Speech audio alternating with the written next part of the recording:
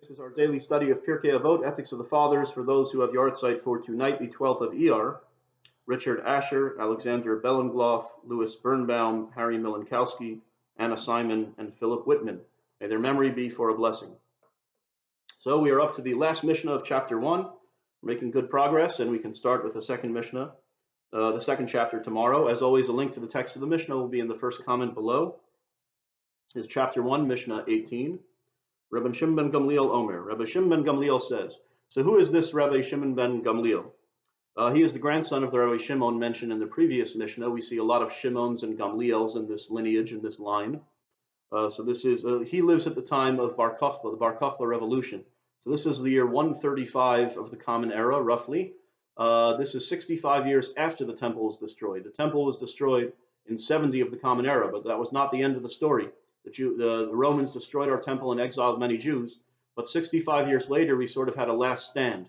There were actually revolutions after that, but the Bar Kokhba one was the last major revolution the Jews had. Shimon Bar Kokhba, and his name means the son of the star, so that was sort of his heroic name.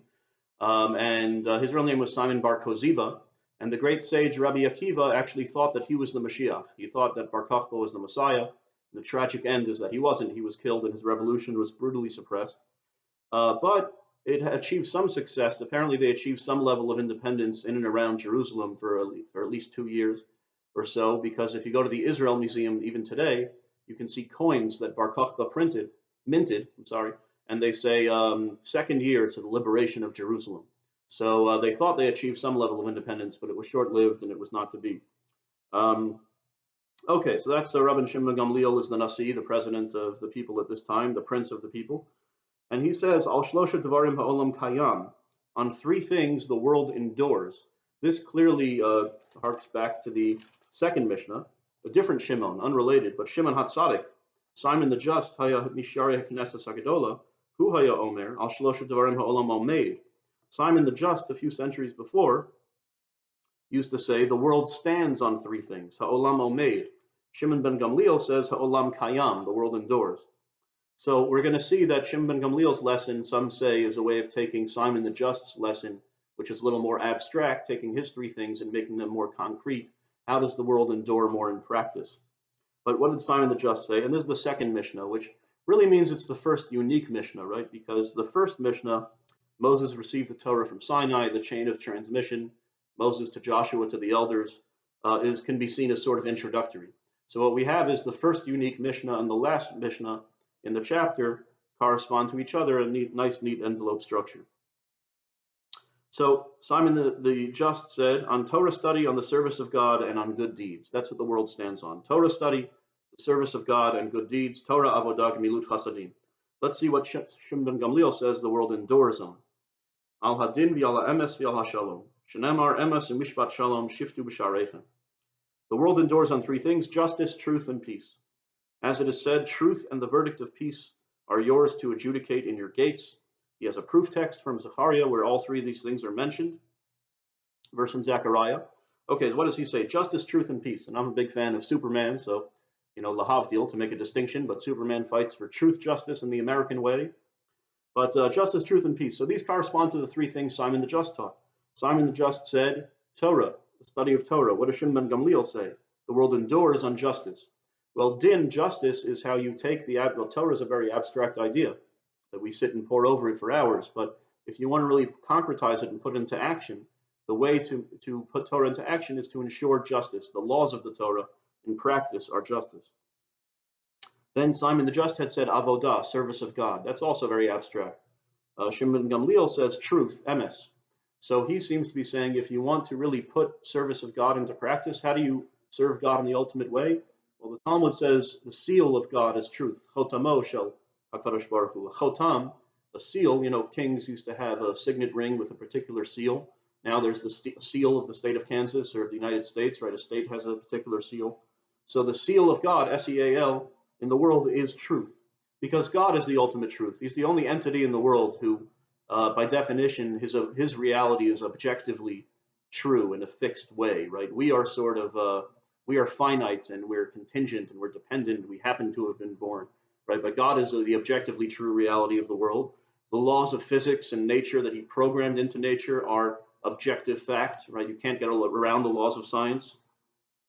And the moral truths that he programmed into the world are sort of objective truth.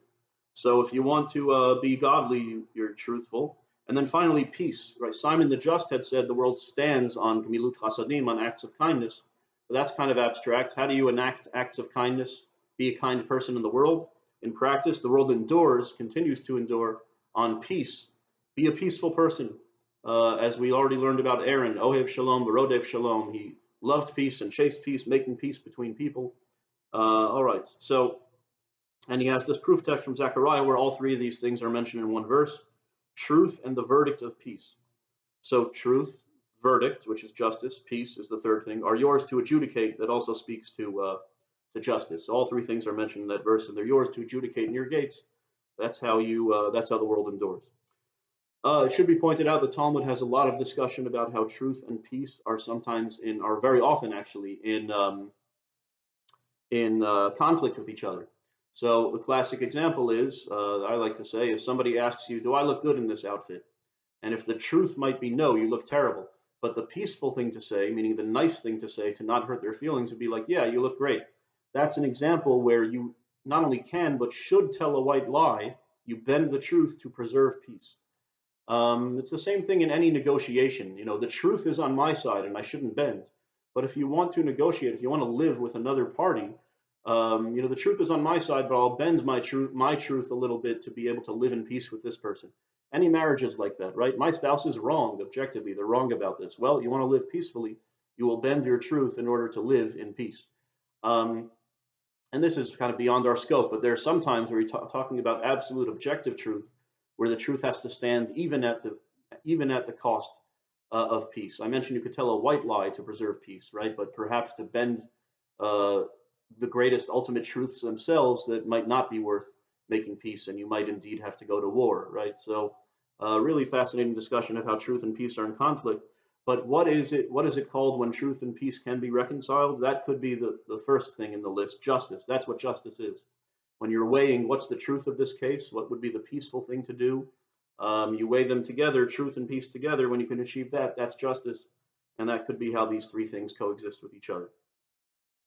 Okay, well, every chapter of Pirkei Avot, we end with this other Mishnaic passage. Rabbi Chananya ben Akasha Omer Ratza Kadosh Baruch Hu Lezachas Es Yisrael Lefichach Lehem Torah Mitzvos Shnemar Adonai Chafetz Laman Tzidko Yagdil Torah V'Yadir. Okay, and that Mishnah means in English, Rabbi Chananya ben Akasha says, the Holy One, blessed is He, wished to confer merit upon Israel. Therefore He gave them Torah and mitzvot in abundance. As it is said, Hashem desired for the sake of Israel's righteousness that the Torah be made great and glorious. A quote from the verse in Isaiah, and just a nice pithy uplifting lesson we want to sort of end on an uplifting note when we study Pirkei Avot. So we remember that the Torah was given for our benefit. God wanted to benefit us for the sake of its righteousness, interpreted here as being the nation of Israel. Okay, with that, we will say the Malay for those who have a yard site for tonight.